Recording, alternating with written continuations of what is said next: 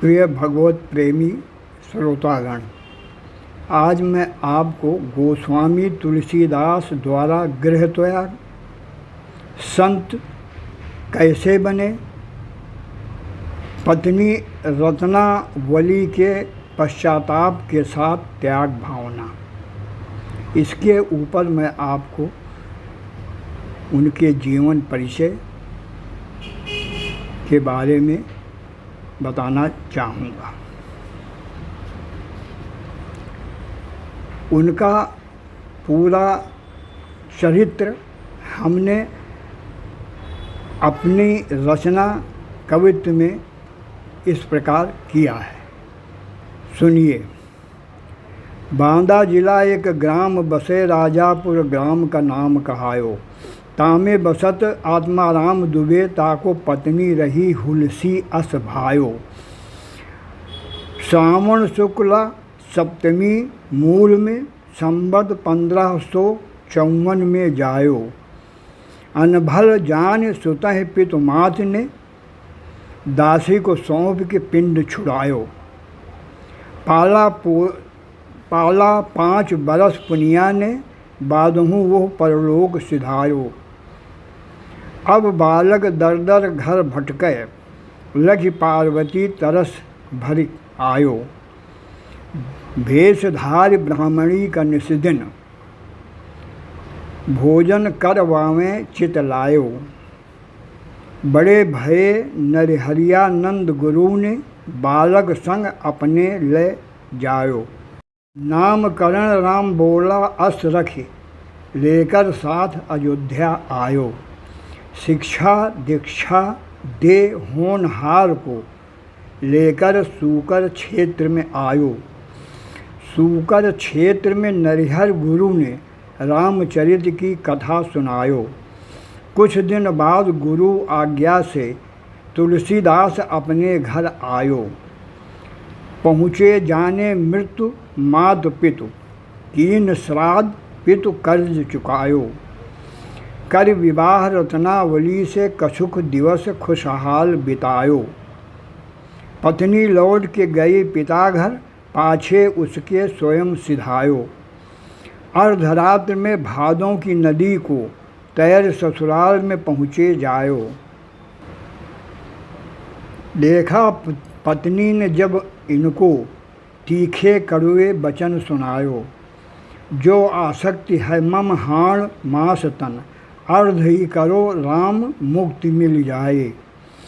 तीखे वचन सुनत रत्ना के, उल्टे पैर लौट घर आयो।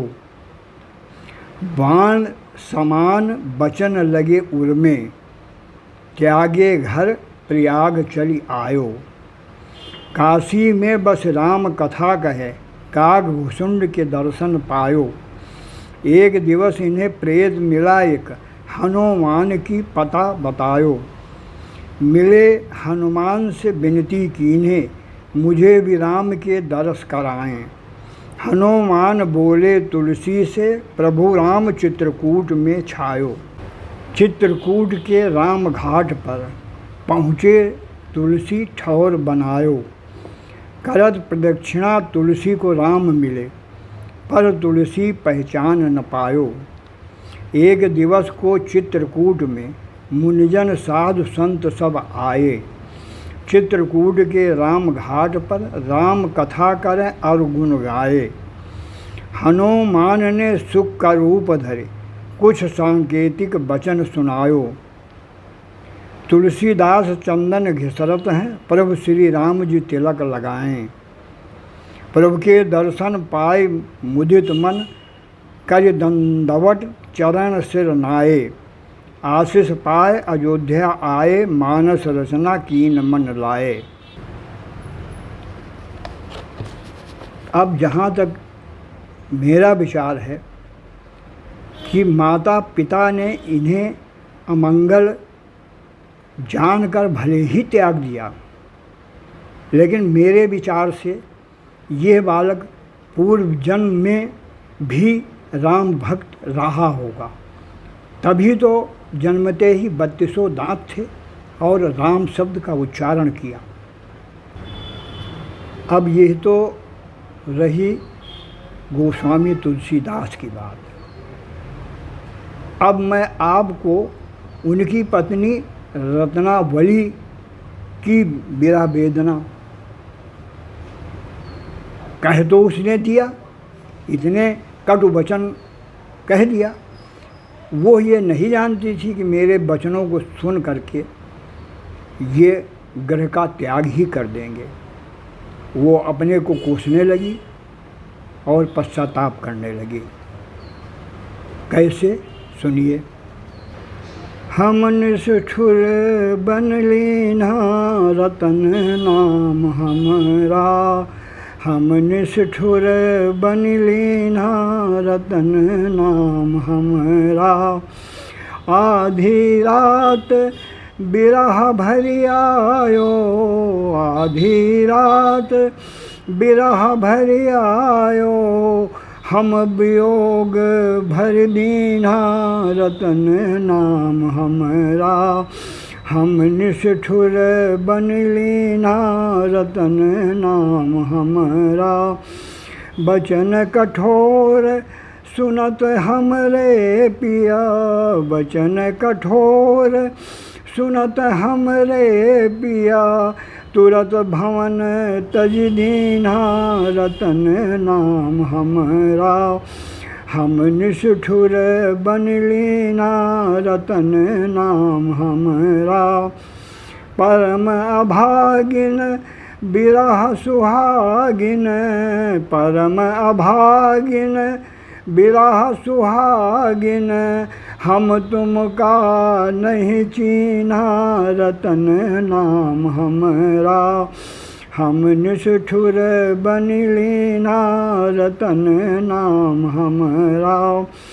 रत्ना कहे बिरह तुम्हारे पिया, रत्ना कहे बिरह तुम्हारे पिया, भेष जोगिन धर लीना रतन नाम हमारा।